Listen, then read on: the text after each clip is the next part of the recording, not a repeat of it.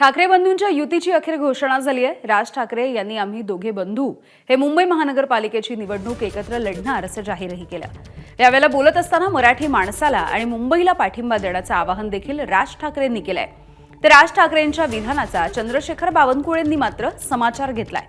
आम्ही लंडनवरून आलेलो आहोत का असा सवाल करत बावनकुळेंनी राज ठाकरे यांना टोला लगावला।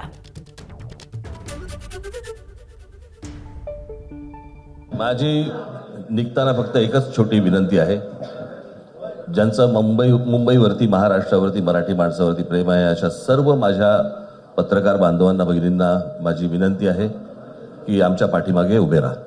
देवेंद्र फडणवीसजीच महाराष्ट्राला विकसित महाराष्ट्र, विकसित मुंबई करू शकतात हे मराठी माणसांना, सर्व व्यक्तींना, मतदारांना माहिती आहे।